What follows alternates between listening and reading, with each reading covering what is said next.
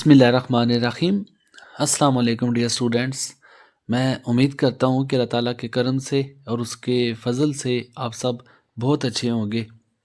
First year की English को हमने स्टार्ट किया हुआ है अल्हम्दुलिल्लाह। इससे पिछले मैं यूनिट जो 1 टू 5 वो कवर कर चुका हूँ।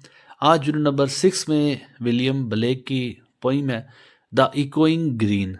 इसको हम डिटेल से स्टडी करेंगे। क्या कुछ इसमें आपको पढ़ाऊँगा, वो आज का हमारा टॉपिक क्या होगा, एक ओवरव्यू आपको मैं दे दूँ।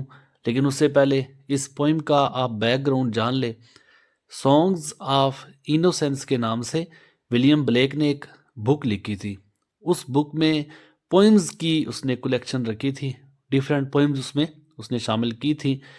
द इक्विंग ग्रीन जो आज की हमारी पोइम होगी, ये पोइम भी उसकी जो बुक लिखी गई थी सॉन्ग्स ऑफ इनोसेंस, वहीं से ये पोइम ली गई है। तो इस पोइम में, इस टॉपिक में आज हम क्या कुछ डिस्कस करेंगे, ये सब कुछ जो भी आपको मोस्ट इम्पोर्टेंट बताऊंगा या आपके एग्ज़ाम में आपको मदद करेगा। इसके जो फिगर्स ऑफ स्पीच हैं, जिन्हें हम लिटरेरी डिवाइसेस भी कहते हैं, पूरी पोइम की मैं ट्रांसलेशन आपको करवाऊंगा। हर एक चीज़ को आपको डिटेल से स्टडी करवाऊंगा, हर एक लाइन को आपको समझाऊंगा और हर लाइन में जो भी डिवाइस यूज़ की है उसको आपको मैं ट्रांसलेशन के बाद ओवरव्यू दूंगा। रेफरेंस, कॉन्टेक्स्ट और एक्सप्लेनेशन जो इसके स्टेंजा हैं, हर स्टेंजा का रेफरेंस आपको बताऊंगा। ये सब कुछ सोल्यूशन के साथ होगा, कॉन्टेक्स्ट होगा, हर स्टेंजा की एक्सप्लेनेशन आपको दूंगा।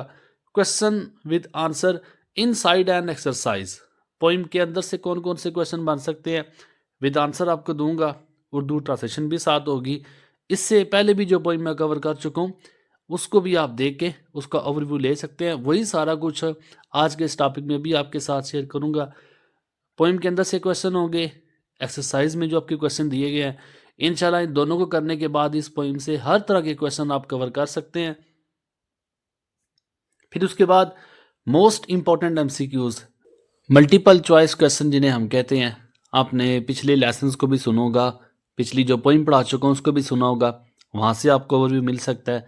Figures of speech based MCQs, इसकी जो डिवाइसेस यूज़ की हैं, किस तरह की डिवाइस किस लाइन में यूज़ की है, क्या डिवाइस यूज़ किया है, इसमें जो भी एमसीक्यूज बनेंगे वो भी सोल्यूशन के साथ आपके साथ शेयर करूँगा।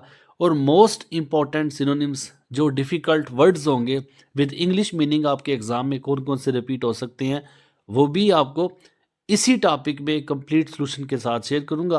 तो ये सारा कुछ हमारा आज का टॉपिक होगा। मैं आपको स्टेप बाय स्टेप ये सारा कुछ शेयर करूंगा।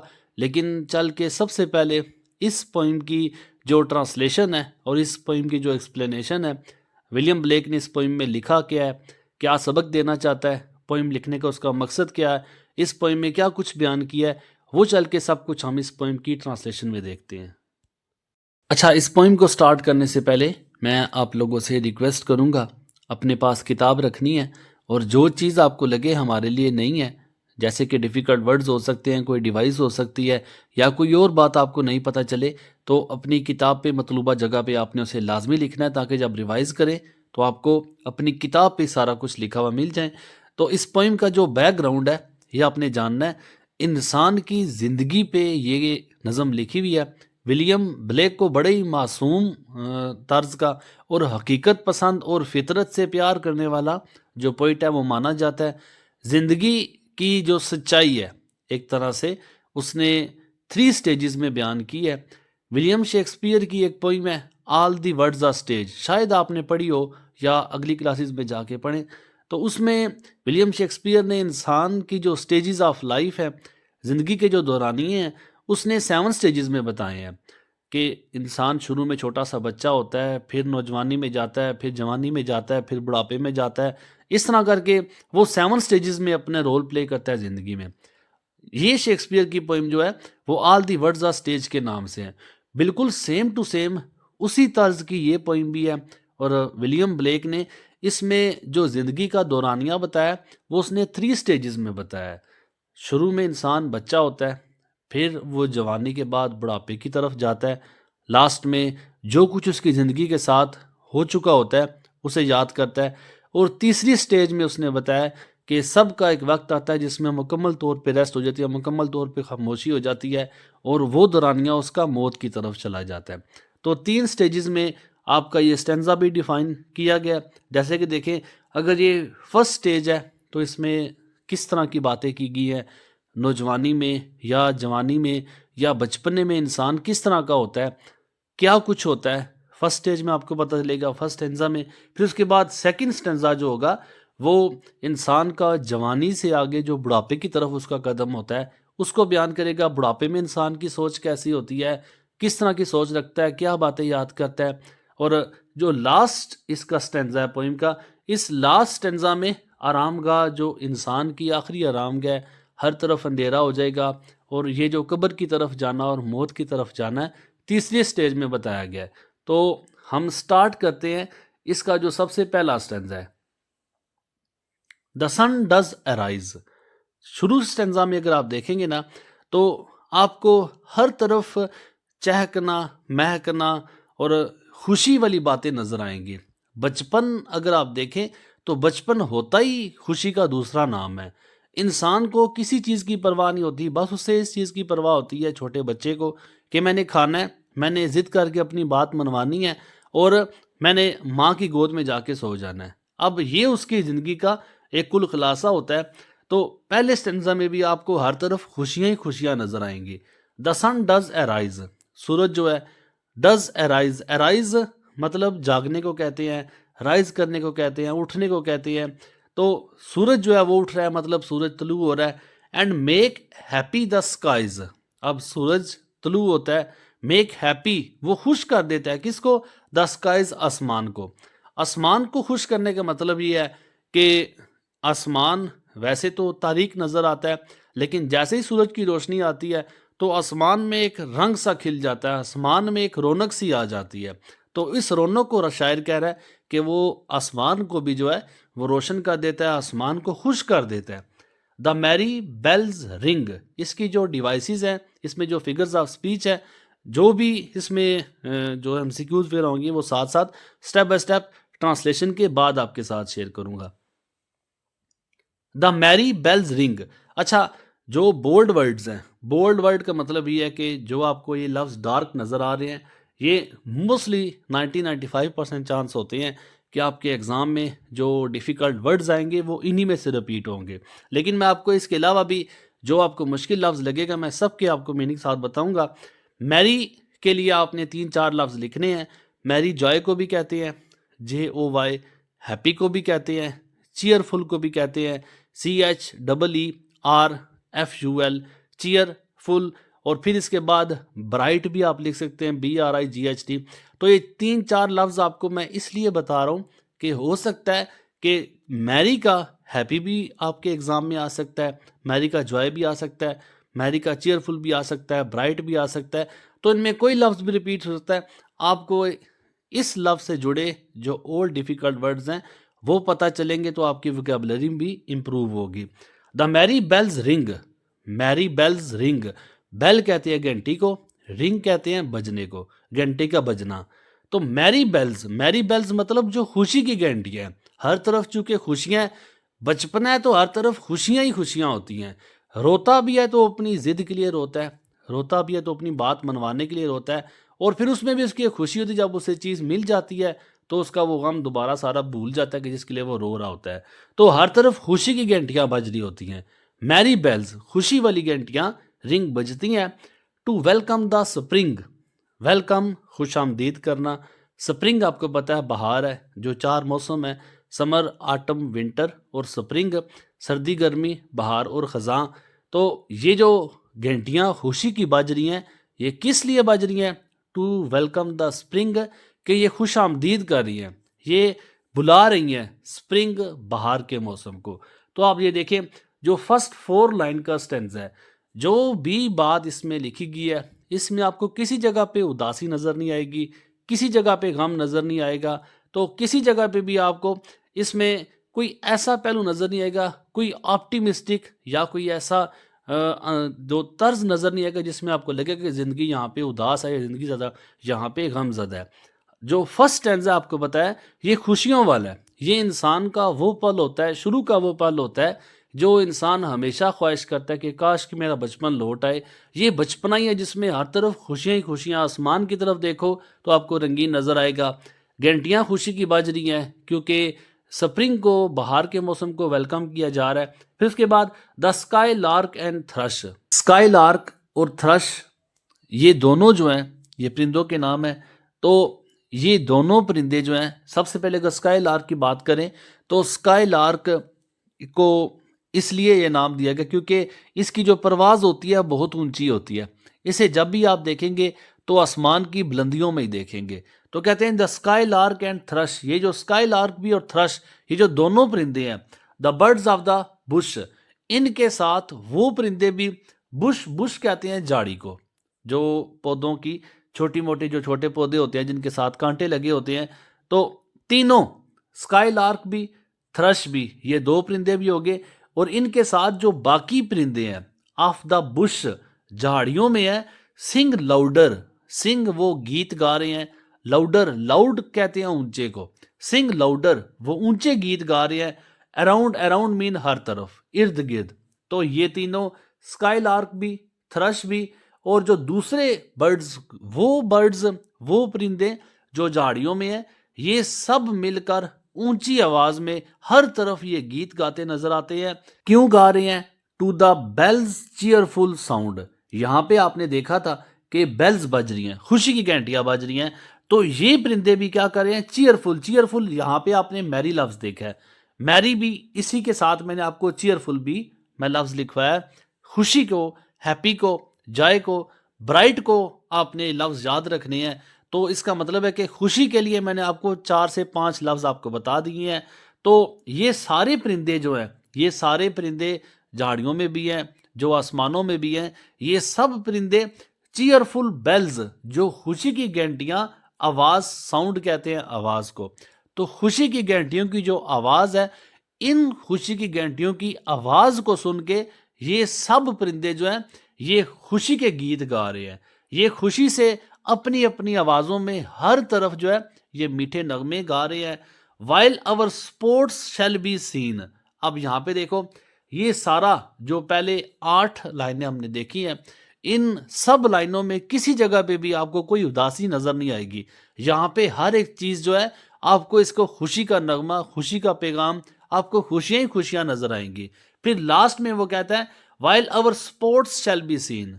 इन्हीं सब में, परिंदों की आवाज में, आसमानों में जो सूरज जो निकल चुका है उसकी खुशी, परिंदों की जो गीत गाना, जो बेल्स का बजना, घंटियों का बजना, इन सब में हमें सीन, सीन नजर आ रहा है।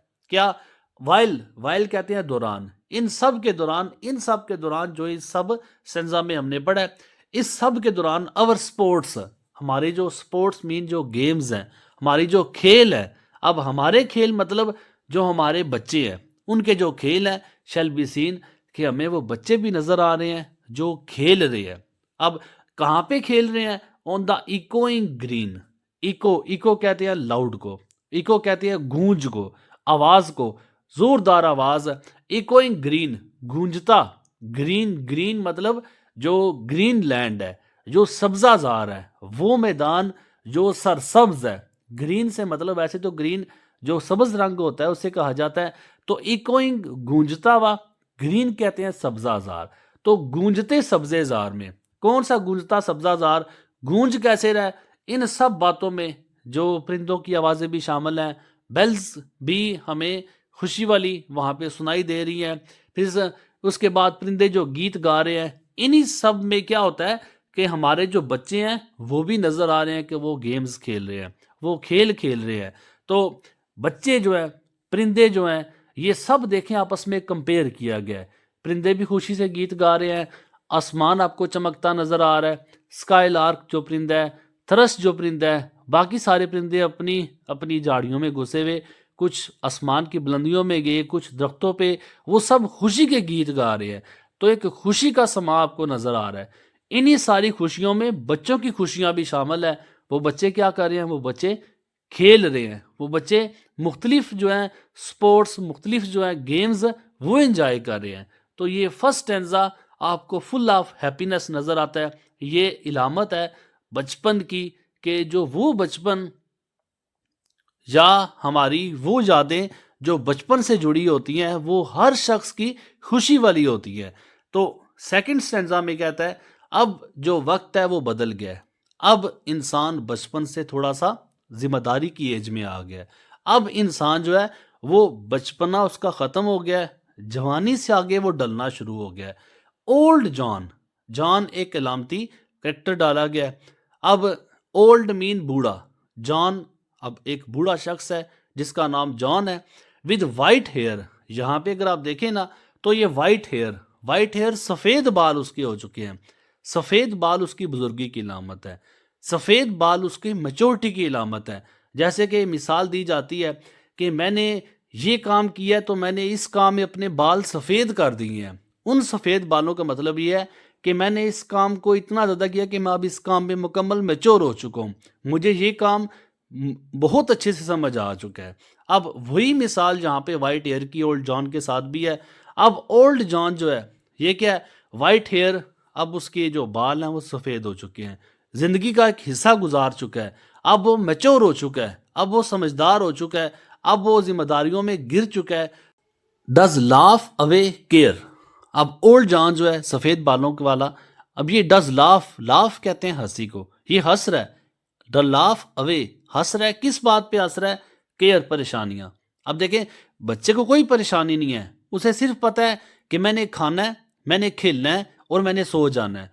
लेकिन एक जो बूढ़ा शख्स है, एक नौजवान जो है जो मैच्योर हो चुका है, एक जवान जिस पे जिम्मेदारियों का बोझ है, वो अपनी परेशानियां लेके, मैंने रोज़गार भी तलाश करना है, मैंने अपने घर वालों के लिए मैंने खाना वगैरह भी प्रोवाइड करना है, उसके पास वसाइल की कमी है, मैंने ये भी करना था, मैंने वो भी करना था, मैंने ये सब कुछ करना था। अब शुरू जब उसकी सुबह होती है तो मुख्तलिफ़ परेशानियाँ लेके, मुख्तलिफ़ ज़िम्मेदारियाँ लेके वो उठता है, और रात को सोते वक्त भी वो मुख्तलिफ़ प्लान बना रहा होता है कि मैंने ये भी करना है, सुबह उठ के मैंने इस तरफ भी जाना है, मैंने फ़लाँ को मैंने इतने पैसे देने हैं, या फ़लाँ से इतने पैसे लेने हैं, या फ़लाँ कारोबार की वजह से जो परेशानी है। तो इन सब परेशानियों पे ओल्ड जॉन जो है हंस रहा है कि हम लोग जो हैं वो परेशानियों में घिरे हुए हैं। ये मैंने आपको मिसाल दिया समझाने के लिए। कहता है हम परेशानियों से घिरे हुए हैं, अपनी परेशानियों पे वो हंस रहा है। क्यों हंस रहा है? कि ये बच्चे अगर देखें तो ये एक वक्त था कि हम भी इन जैसे थे, हमें भी किसी किस्म की कोई परेशानी नहीं हुआ करती थी, हम भी सारा दिन अपना खेल कूद में गुजारते थे, हमें नहीं परवाह होती थी खाना कहाँ से आएगा, या जो वसाइल हमारे पास कम है उनको कैसे पूरा किया जाएगा। हमें सिर्फ इतना पता था कि हमने खाना है, हमने खेलना है और हमने सो जाना है। अब इन परेशानियों को लेके और इन बच्चों को देख के जो बूढ़ा जॉन है वो हंस रहा है। Sitting under the oak, oak जो है ये शाहबलूत दरख्त का नाम है, आप दरख्त भी कह सकते हैं इसे। तो एक दरख्त का नाम है ओक।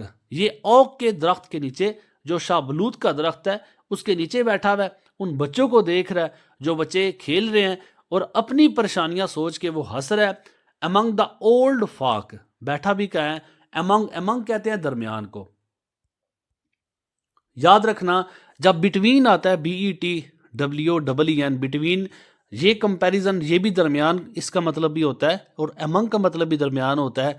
लेकिन जब हम ज़्यादा के साथ कंपेयर करते हैं तो अमंग का यूज़ कर सकते हैं। लेकिन जब हम किसी दो के साथ कंपैरिजन करते हैं, बिटवीन हमज़ा एंड अली, जब दो के दरमियान मुकाबला हो तो फिर बिटवीन यूज़ किया जाता है। लेकिन जब मुकाबला दो से ज़्यादा के दरमियान हो जाए तो फिर बिटवीन के बजाय अमंग का यूज़ किया जाता है। अब ये जो बूढ़ा जॉन है ये sitting under the oak, oak दरख्त के नीचे ये बैठा हुआ है। Among the old folk, folk जो होता है वो पीपल आप कह सकते हैं, PEOPLE, या विलीजर्स जो गांव वाले हैं, जो उसके दूसरे गांव वाले हैं, उनके साथ ये एक ओक का दरख्त है, उनके नीचे ये गट्ठे बैठे हुए हैं, बच्चों को देख रहे हैं और अपनी जो परेशानियां रोज़मर्रा की उन पे वो हंस रहा है कि हम चाह के भी इन बच्चों की तरह खेल कूद नहीं सकते, क्योंकि हमें जिम्मेदारियां इतनी हैं, हमें पता है कि हमने बेशुमार काम करने हैं। ये बच्चे टेंशन फ्री हैं, जबकि हम सब जो आज जो मैच्योर हो चुके हैं, जो ज़िंदगी की जिम्मेदारियां हमने कंधों पे उठाई हैं, अपनी जिम्मेदारियों की वजह से हम खुशी को एंजॉय नहीं कर सकते।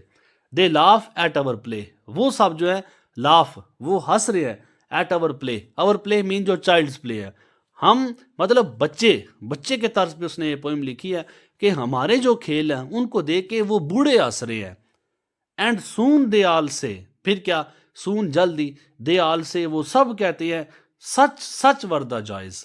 आप हमेशा दूसरों से सुनोगे शायद कि अभी की उम्र जो 14 15 या 16 साल होती है उसमें बच्चा इतना मेच्योर नहीं होता, या इतनी उसकी सोच जो होती है वो मेच्योर नहीं होती।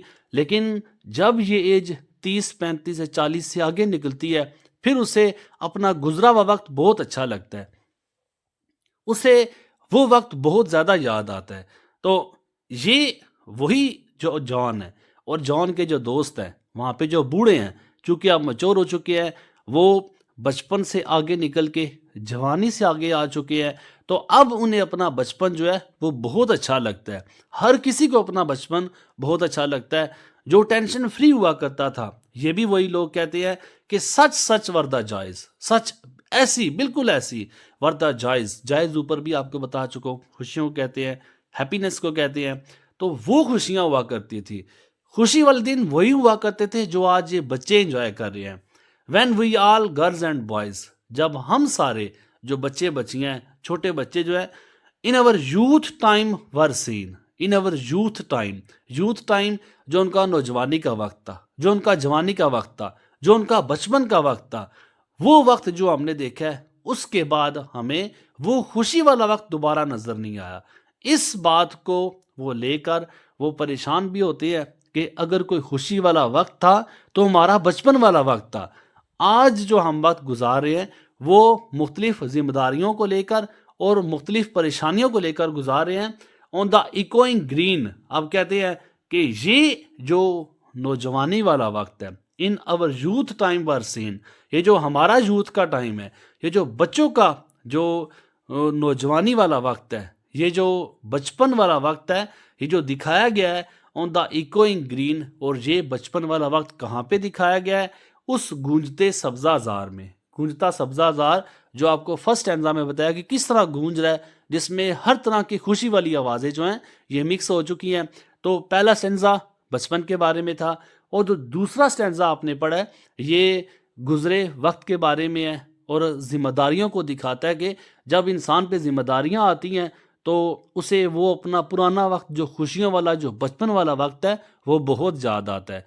ये दूसरा स्टेंजा। और फिर इसके बाद जो तीसरा स्टेंजा, इसमें आप अगर देखेंगे तो पहले स्टेंजा में आपको खुशी की लामतें नजर आती हैं, दूसरे स्टेंजा में आपको वो खुशी वाला वक्त याद करना नजर आता है।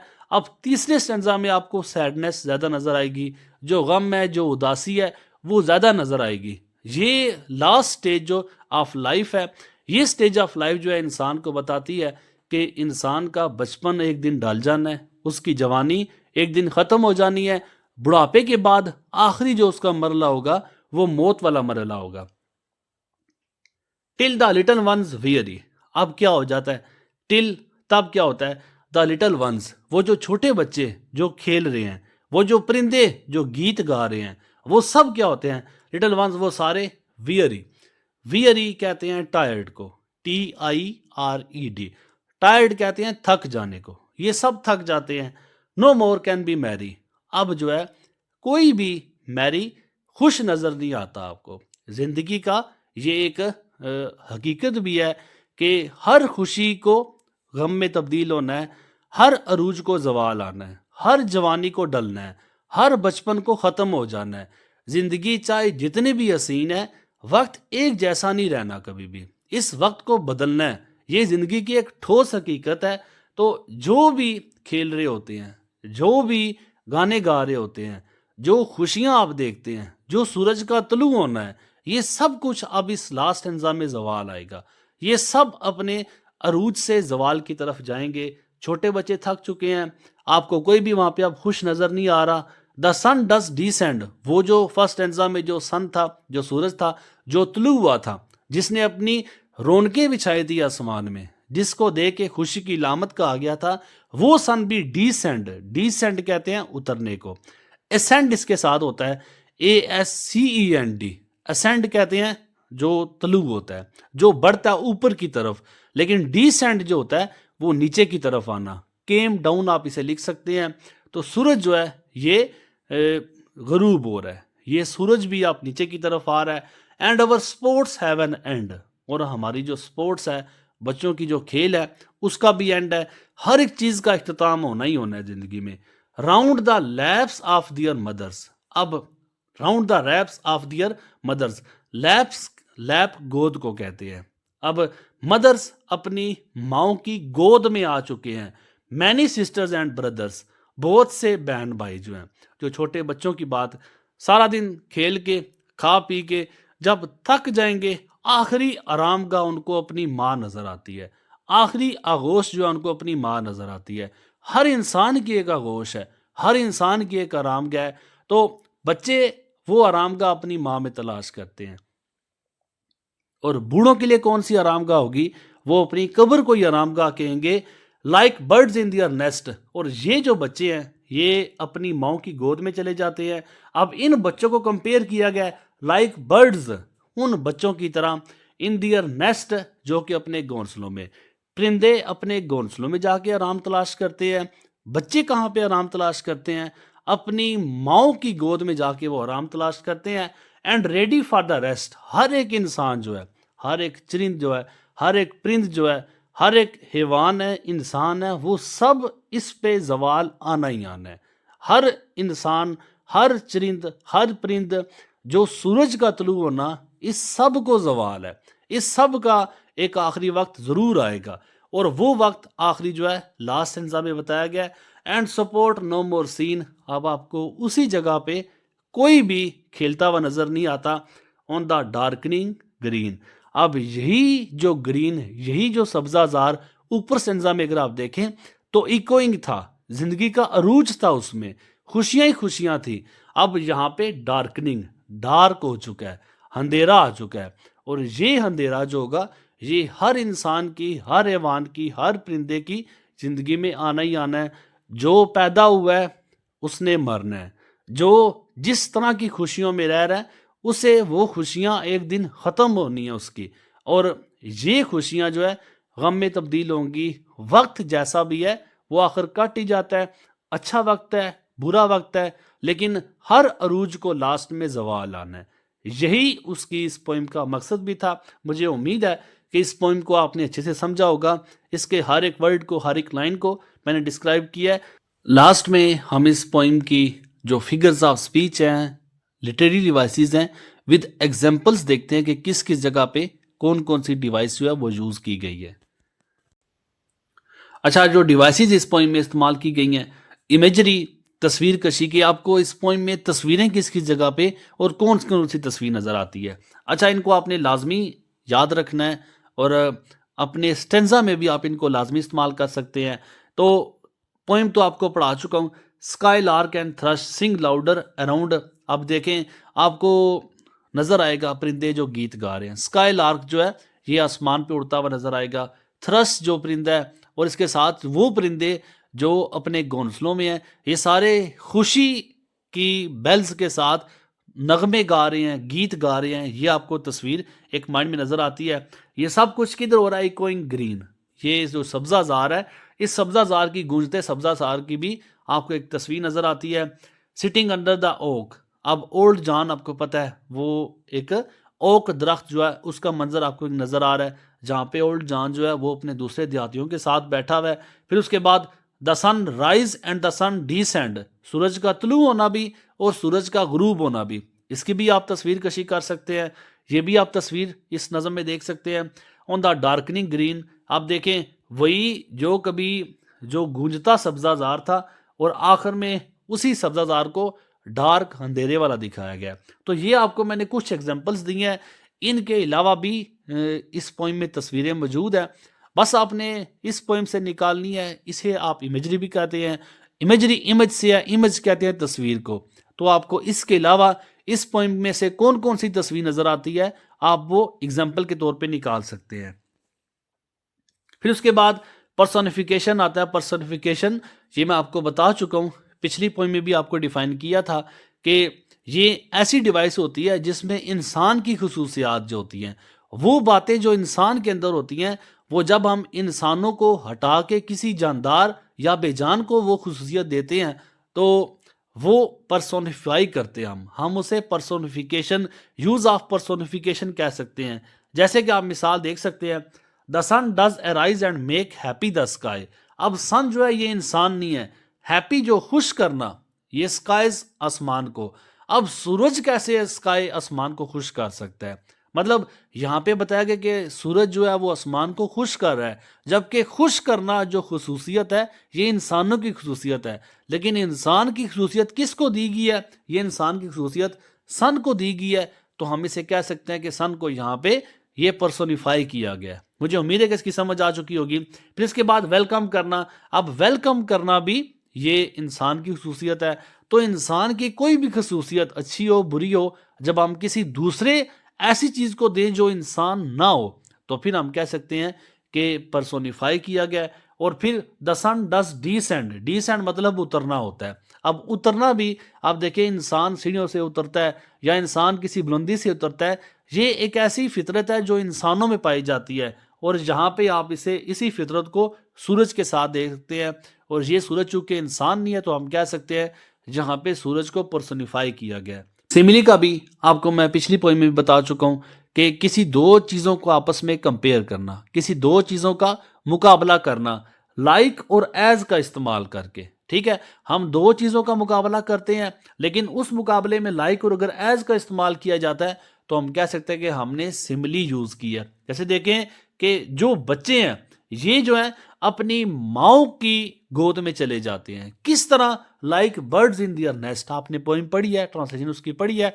मुझे उम्मीद है कि आपको इस बात की समझ आ चुकी होगी कि बच्चों को कंपेयर किया गया, बच्चों को जो माओ की गोद में चले जाते हैं इनको कंपेयर किया गया है। किसके साथ कंपेयर किया है? बर्ड्स के साथ। बर्ड्स जो परिंदे, वो परिंदे जो अपने घोंसलों में, बच्चे किधर गए हैं? बच्चे अपनी माओ की गोद में गए हैं। किसकी तरह? उन परिंदों की तरह जो अपने घोंसलों में चले गए हैं। अब बच्चों और परिंदों का आपस में कंपैरिजन किया गया है इस लाइक के साथ। जब भी लाइक या एज के साथ किसी दो चीजों को आपस में कंपेयर किया जाए तो हम कहते हैं सिमिली यूज की गई है। लेकिन अगर दो चीजों को आपस में कंपेयर किया जाता है उसमें हम लाइक या एज का इस्तेमाल नहीं करते तो हम उसे कह सकते हैं कि मेटाफर का इस्तेमाल किया गया है। तो इस पॉइंट में मेटाफर तो यूज नहीं किया, लेकिन जो यूज किया उसको मैं एग्जाम्पल के साथ आपको बता रहा हूं। आगे सिंबोलिज्म आता है। सिंबोलिज्म क्या होता है? एक अलामती चीज जो होती है। अब जाहिर में आप कुछ और उसका मतलब पढ़ोगे, लेकिन किसी लफ्ज के अंदर, किसी लाइन के अंदर, किसी जुमले के अंदर आपको एक छुपा हुआ मतलब नजर आता है। हम उसे कह सकते हैं कि इस लाइन में सिंबल यूज किया गया है, इस लाइन में सिंबोलिज्म यूज किया गया है, इलामतें यूज की गई हैं। जैसे कि अगर आप देखें कुछ एग्जाम्पल्स मैंने लिखी हैं, इनके अलावा भी आपको इस पॉइंट में बेशुमार एग्जाम्पल्स मिल जाएंगी। कौन कौन सी छुपी बातें हैं?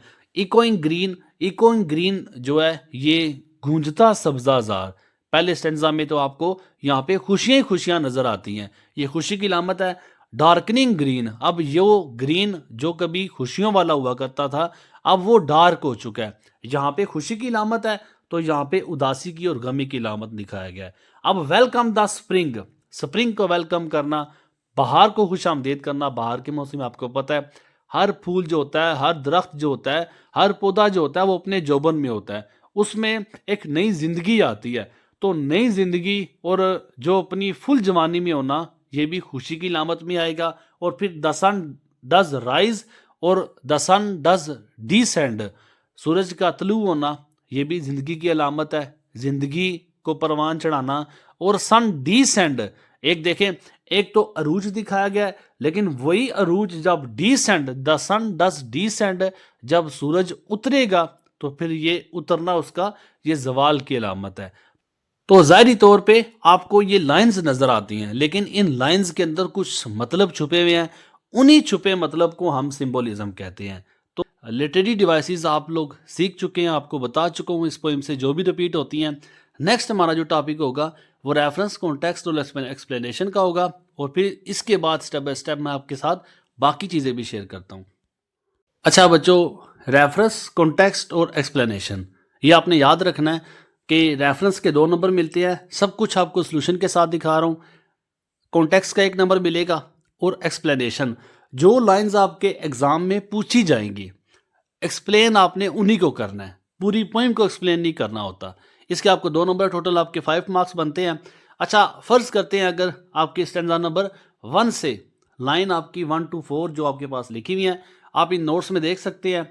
उर्दू ट्रांसलेशन भी ऐड की हुई है। इससे पहले ये पोइम आप सुन भी चुके हैं, मुझे उम्मीद है कि आपको समझ भी आई होगी। इसकी जो रेफरेंस, कॉन्टेक्स्ट और एक्सप्लेनेशन लिखने का तरीका क्या है, देखिए जिस तरह मैंने आपको यहाँ पे दिखा रहा हूँ, आपने रेफरेंस भी ऐसे ही लिखना है। The given lines are taken from the poem The echoing Green by William Blake. इसमें आप एक चीज़ देखें तो जो लेटर आपके कैपिटल है आपने उन्हें कैपिटल रखना है, और पोइम का नाम हमेशा इन्वर्टेड कामा में आएगा, जबकि जो पोइट का नाम होगा वो विदाउट कामाज आएगा। ठीक है, कैपिटल लेटर्स का आपने खास ख्याल रखना है। और फिर उसके बाद जो आपके टाइटल है पोइम का या पोइट का, इसे आपने कोशिश करनी है मार्कर के साथ हाईलाइट होना चाहिए, बोल्ड होना चाहिए। इसके आपको 2 नंबर मिलेंगे। करना कुछ भी नहीं है, जो पोइम्स आपके सिलेबस में दी गई हैं रेफरेंस आपका सेम रहेगा। यहाँ पे सिर्फ आपका पोइम का और पोइट का नाम चेंज होगा। ये लाइंस आपने एक की याद रखनी है सबके लिए। इसको आसानी के लिए आपको उर्दू की ट्रांसलेशन भी दी है साथ। अच्छा, ये कॉन्टेक्स्ट भी आपका सेम रहेगा। हर पोइम का एक ही कॉन्टेक्स्ट होगा। ये आपने बात याद रखनी है कि कॉन्टेक्स्ट जो है, कोई भी लाइन है, अगर देखें 1 to 4 लाइन है, नेक्स्ट आपकी 2 to 8 लाइन्स होंगी, और फिर उसके बाद जो भी इस पोइम से कोई भी लाइन रिपीट होती है, कॉन्टेक्स्ट आपका ये सेम रहेगा, रेफरेंस आपका सेम रहेगा। कॉन्टेक्स्ट की उर्दू की ट्रांसलेशन भी आप देख सकते हैं। फिर उसके बाद एक्सप्लेन जो है, ये एक्सप्लेनेशन जो है, ये एक्सप्लेनेशन आपने याद रखना है कि जब भी आपने एक्सप्लेन करना होता है, आप हमेशा स्टार्ट करते हैं इन द गिवन लाइन्स। यहाँ पे आपने शुरू में आपने लिखना है इन द गिवन लाइन्स।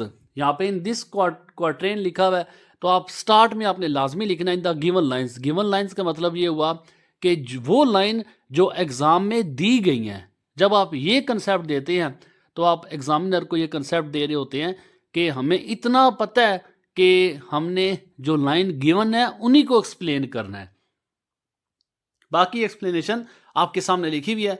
उसकी आसानी के लिए मैंने साथ उर्दू की ट्रांसलेशन भी ऐड की है।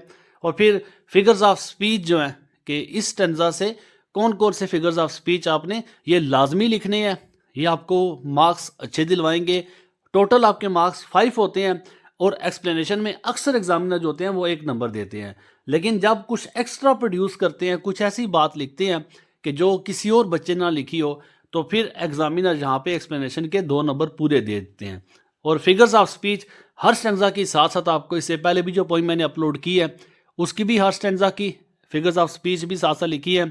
इसी तरह अगर आप देखें स्टेंजा 1 की लाइन 5 to 8 है। अब ये आपकी 4 लाइन बननी है, तो इन चारों लाइन में जो आपका रेफरेंस है वो सेम रहेगा। कॉन्टेक्स्ट आपका वही है जो आपकी 1 to 4 लाइन में था। और फिर उसके बाद एक्सप्लेनेशन थोड़ी सी डिफरेंट है, क्योंकि ऊपर वाली 4 लाइनें और हैं, फिर उसके बाद जो 4 लाइनें हैं वो और हैं। यहाँ पे आप कंसेप्ट समझ चुके होंगे कि हमने उन्हीं लाइंस को एक्सप्लेन करना है जो लाइन आपके एग्जाम में रिपीट होंगी। अब पोइम से कोई भी 4 लाइनें किसी जगह से भी, शुरू से भी, मिडल से भी, आखिर से भी पूछी जा सकती है, तो आपने एक्सप्लेनेशन उन्हीं की देनी होती है जो लाइनें आपके पास गिवन होती है। रेफरेंस और कॉन्टेक्स्ट आपका सेम रहेगा। आप इस जो स्टेंजा नंबर 1 से जो लाइन नंबर 5 to 8 है, फिगर्स ऑफ स्पीच आप नोट कर सकते हैं। बाकी इनको मैंने इससे पहले आपको समझा भी चुका हूँ, इससे पहले आपको दिखा भी चुका हूँ। स्टेंजा नंबर 1 की लाइन नंबर 9 और 10 रेफरेंस आपका सेम है, कॉन्टेक्स्ट ऑलरेडी आपके साथ में शेयर कर चुका हूँ। और फिर उसके बाद जो इन लाइंस की एक्सप्लेनेशन बनेगी वो बाकी लाइन से डिफरेंट होगी। फिगर्स ऑफ स्पीच यहाँ पे हमारा स्टेंजा नंबर 1 कंप्लीट होता है। स्टेंजा नंबर 2 की लाइन नंबर 1 to 4, अब उसमें उर्दू की ट्रांसलेशन ऐड है, रेफरेंस सेम है, कॉन्टेक्स्ट आपका सेम है। और फिर उसके बाद जो एक्सप्लेनेशन है वो हर, अच्छा आपने ये भी याद रखना है कि आपको ये ना लगे कि एक्सप्लेनेशन हमारी बहुत थोड़ी है। आप अगर खुद से ऐड करना चाहते हैं तो बेशक ऐड करें, लेकिन इसके स्टार्ट में आपने लाजमी लिखना है इन द गिवन लाइंस। और फिर 2 नंबर है एक्सप्लेनेशन के। अगर आप साथ फिगर्स ऑफ स्पीच लिखते हैं तो डेफिनेटली आप इसमें 2 नंबर जो हैं वो गेन करेंगे। बाकी स्टेंजा नंबर 2 की 5 to 8 लाइंस सेम, उसी तरह उर्दू की ट्रांसलेशन सेम, रेफरेंस है, सेम कॉन्टेक्स्ट है, और फिर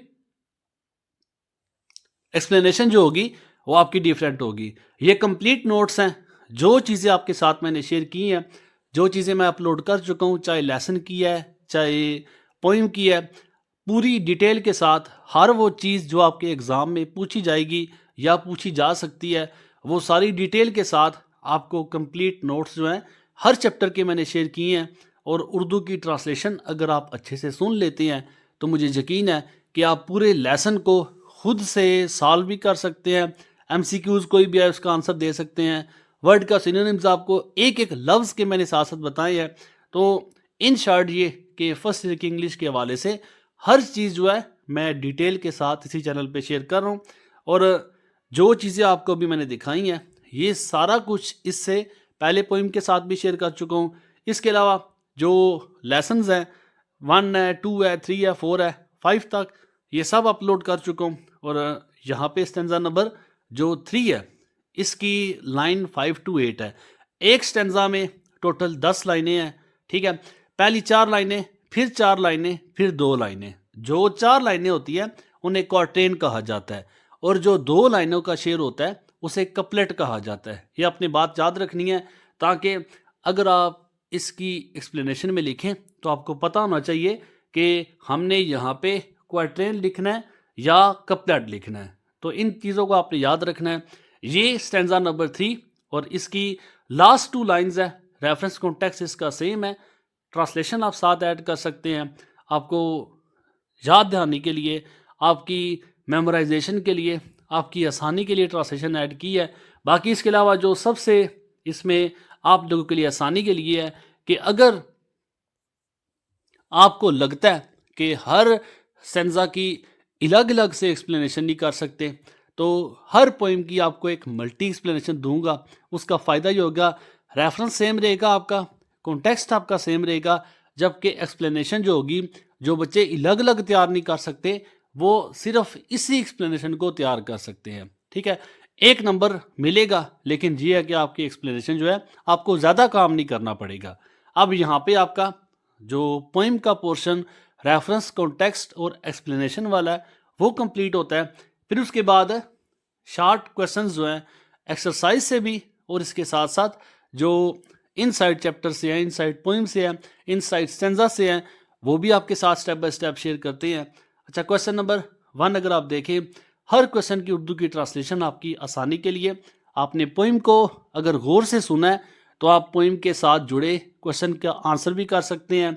बाकी देखें आंसर नंबर ए और आंसर नंबर बी, जो बच्चे समझते हैं कि आप ज़्यादा काम अच्छा कर सकते हैं, आप जितनी मुश्किल से मुश्किल इंग्लिश हो या आप सेल्फ राइटिंग कर सकते हैं, तो उन बच्चों के लिए मैंने क्वेश्चन के आंसर को लेंथ दी है।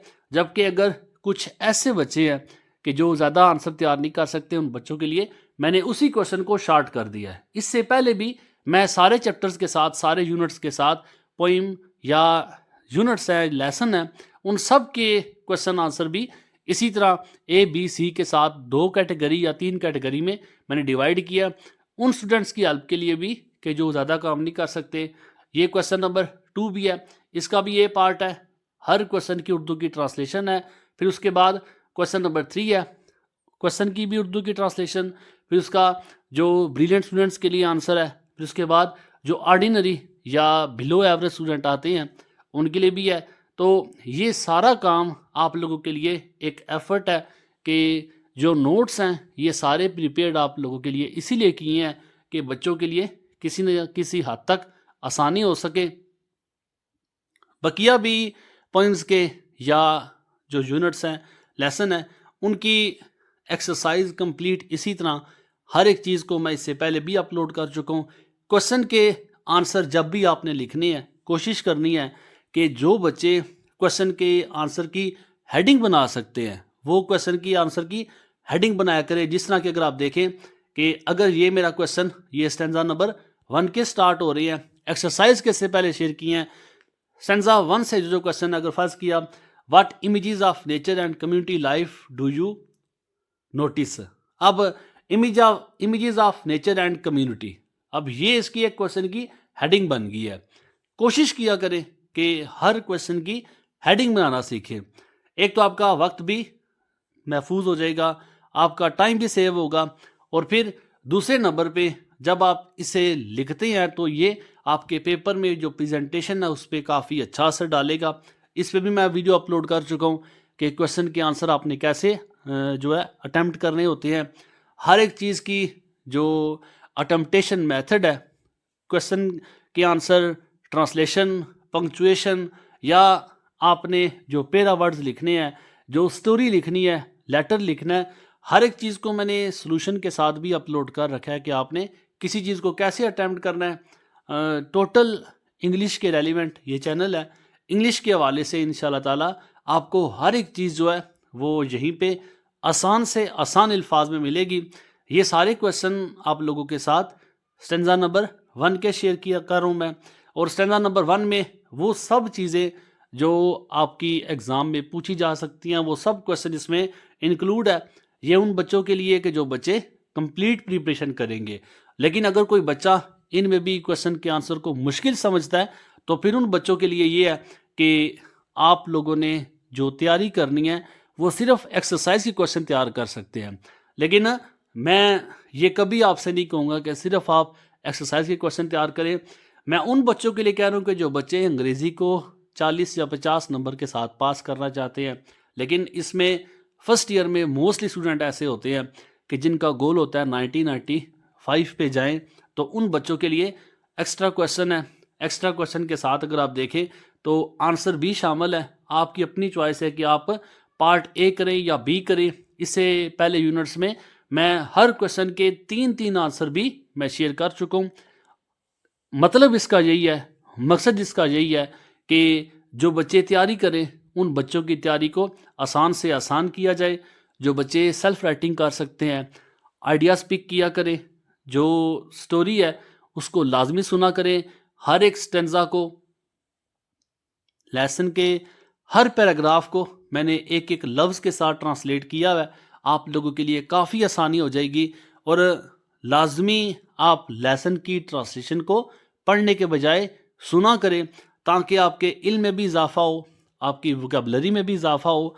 और अगर आपकी वोकैबुलरी इम्प्रूव होती है तो सेकेंड ईयर में ना सिर्फ आपको उर्दू की ट्रांसलेशन इंग्लिश में अनसीन दी जाएगी तो वो आप खुद से करने के काबिल होंगे, बल्कि सेल्फ राइटिंग में आपको बहुत ज़्यादा ये फ़ायदा देगी।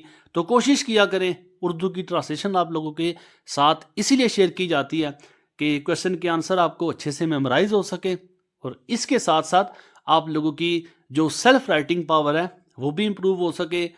स्टेंजा नंबर 1, 2, 3 जो एक्सरसाइज के क्वेश्चन थे वो भी आपके साथ शेयर किए हैं। स्टेंजा नंबर 1 के टोटल जितने क्वेश्चन है 7 से 8 है वो भी शेयर किए हैं, और स्टेंजा नंबर 2 के भी total round about 7 to 8 question बनते हैं। और फिर ये जो लास्ट है ये स्टेंजा नंबर 3 के हर स्टेंजा के जो मोस्ट इंपॉर्टेंट इनसाइट जो पोइम से क्वेश्चन पूछे जा सकते हैं वो आपके साथ शेयर किए हैं। ये टॉपिक हमारा क्वेश्चन आंसर वाला यहीं पे कंप्लीट होता है। अब फिर उसके बाद मोस्ट इंपॉर्टेंट MCQs है। आपको बताया मैं कंप्लीट सोल्यूशन दे रहा हूँ हर यूनिट का।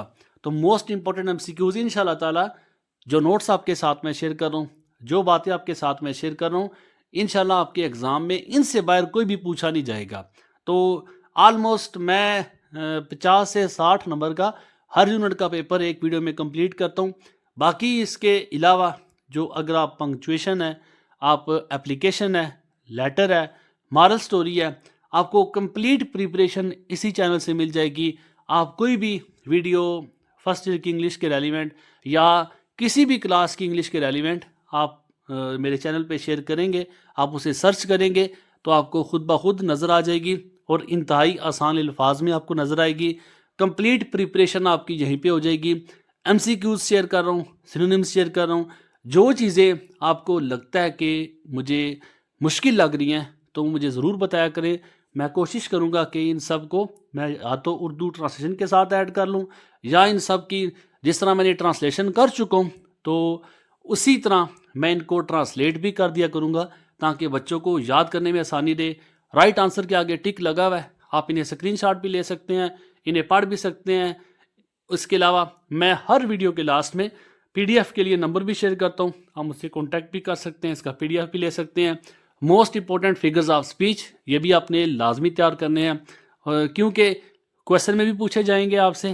क्वेश्चन के अलावा जो आपके एमसीक्यूज का पोर्शन होता है 5 नंबर का पोर्शन है और 3 नंबर के एमसीक्यूज आपके यूनिट से पूछे जाएंगे, लेसन से पूछे जाएंगे, जबकि जो बकिया एमसीक्यूज हैं ये 2 प्ले और पोइम से पूछे जा सकते हैं। तो पोइम को भी आपने कभी भी एक्सक्लूड नहीं करना, पोइम को कभी आपने नज़रअंदाज नहीं करना कि हम पोइम को छोड़ के सिर्फ प्ले को तैयार करें। तो हर एक चीज़ जो आपके लिए मेहनत की जा रही है ये सब कुछ आपको मैं यूट्यूब चैनल पे साथ साथ शेयर भी करता जा रहा हूँ और मुझे उम्मीद है कि आपकी प्रिपरेशन में, आपकी तैयारी में ये आपको काफ़ी हद तक फ़ायदा देगी। और इसके बाद फिगर्स ऑफ स्पीच के बाद हमारा जो सबसे आज का लास्ट और मोस्ट इम्पोर्टेंट जो टॉपिक है वर्ड्स के सिनोनिम्स, जिन्हें आप मुश्किल अल्फाज के मानी इंग्लिश टू इंग्लिश मीनिंग भी आप कह सकते हैं। ये चूँकि ये पोइम बहुत आसान थी लेकिन फिर भी कुछ वर्ड ऐसे हैं जिनको आपको लाजमी तैयार करना है। और इसी तरह एक लफ्ज़ जो है आपका पेपर में बोल्ड होगा और उससे रेलिवेंट नीचे 4 ऑप्शन होते हैं। आपने इन्हीं में से जो आपको सूटेबल लगता है वो आपने इंतखाब करना होता है कि इस लफ्ज़ के जो ऊपर बोल्ड है इस लफ्ज़ के रेलिवेंट कौन सा अल्फाज है। तो ये सारे वर्ड्स के synonyms step by step unit wise 1 2 3 4 5 तक ये मैं हर एक चीज़ आप लोगों के साथ डिटेल सोल्यूशन के साथ, ट्रांसलेशन के साथ, पोइम की जो फिगर्स ऑफ स्पीच है, रेफरेंस कॉन्टेक्स्ट है, हर एक चीज़ आपको इसी चैनल पे मिल जाएगी। जो भी मैं वीडियोस अपलोड कर चुका हूँ यूनिट 1 से लेकर यूनिट 6 तक मैंने ये सारे कंप्लीट किए हैं अभी तक। तो इन सब को डिटेल ट्रांसलेशन के साथ हर एक चीज़ जिस तरह मैंने आज के इस टॉपिक में शेयर की है इससे पहले भी यूनिट्स की आपको वहीं पे मिल जाएगी। बाकी इंशाल्लाह ताला जू एक लेक्चर तैयार होता है, एक यूनिट कंप्लीट होता है, मैं साथ साथ आप लोगों के साथ मैं शेयर भी करता जाऊंगा। इसके अलावा यूट्यूब चैनल को आपने याद रखना है, आप इसको अगर आप इंग्लिश के रेलिवेंट कोई भी चीज़ जहाँ पे सर्च करते हैं इंशाल्लाह मुझे उम्मीद है कि आपको ज़रूर मिल जाएगी। अगर कोई चीज़ स्किप होती है आप मुझसे पूछ सकते हैं, कमेंट सेक्शन में आप मुझे कह सकते हैं। बाकी व्हाट्सअप के PDF के लिए आप मुझे व्हाट्सअप पे कांटेक्ट कर सकते हैं।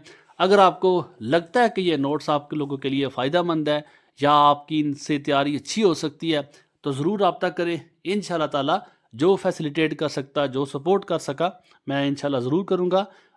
अल्लाह ताला आप सबके इल्म में ढेरों बरकतें अता फरमाए। दुआ में याद रखिएगा। जज़ाकल्लाह।